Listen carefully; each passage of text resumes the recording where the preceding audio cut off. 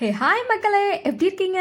என்னடா லாஸ்ட் வீடியோவில் தாறுமாற வீடியோஸ் வரும்னு சொல்லிட்டு போயிட்டு ரொம்ப நாளாக ஒரு வீடியோ கூட போடவே இல்லை நினச்சிங்கன்னா கீழே கமெண்ட்டில் சொல்லுங்கள், படித்து தெரிஞ்சுக்கிறேன். அப்புறம் வீடியோக்குள்ளே போகலாமா? பேக்கும் சண்டை, அது ஊரே வேடிக்கை பார்க்குதுங்கிற மாதிரி 2 ஆங்கர் பேய்ங்க. சாரி, டங்க்கு ஸ்லிப் ஆயிடுச்சு. 2 லெஜெண்டரி ஆங்கர்ஸ், இது கரெக்டாக இருக்குது. அந்த 2 ஆங்கர்ஸ்குள்ளே ரொம்ப நாளாக புகஞ்சிட்டு இருந்த கோல்டு வார் எரிமலையாக வெடிச்சு சிதறிடுச்சு. அது எல்லாமே உங்களுக்கு இந்நேரம் தெரிஞ்சிருக்கும். யூடியூப், இன்ஸ்டானு எல்லா சோஷியல் மீடியாலையும் இந்த டாபிக் தான் ஓடிட்டுருக்கு. மைக்கை தூக்கிட்டு பொதுமக்கள்கிட்ட கேட்க போயிட்டாங்க.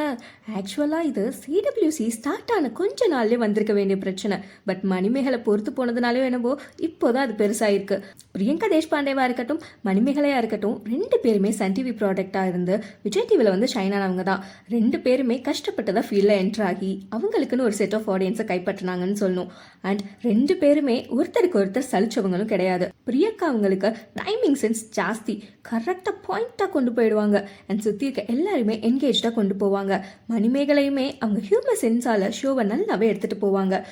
இப்படிப்பட்ட டேலண்டான 2 பொண்ணுங்களுக்குள்ள இருக்க ஈகோ கிளாஷ் இல்லை ஏதோ ஒரு பிரச்சனை அவங்களே ஹேண்டில் பண்ணிட்டு போகட்டுன்னு விடாம இதான்டா சான்ஸ்னு ஒரு நபரை மட்டும் குறி வச்சு தாக்குறது நல்லா இல்ல மாதிரி தான் இருக்குது. அதுவும் அவங்க பர்சனல் லைஃப்பில் பற்றி பேசும்போது கொஞ்சம் அநாகரிகமாக தான் இருக்கிற மாதிரி தோணுது. மணிமேகலை அவங்க தரப்பு விளக்கமை ரொம்பவே சிறப்பாக நேர்த்தியாக பதிவிட்டு இருந்தாங்க.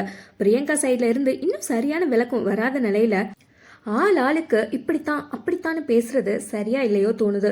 பிரியங்கா எல்லா ஷோஸ்லையுமே டாமினேட்டிங் டோனில் பேசுறது எல்லாருமே பார்த்துருப்போம். பட் அது காமெடியாக இருக்க வரைக்கும் ஓகே. அது எல்லையை மீறி ஆணவமாக வெளிப்படும் போது கண்டனத்துக்கு உள்ளாகி தான் ஆகணும். அதில் எந்த மாற்று கருத்தும் இல்லை.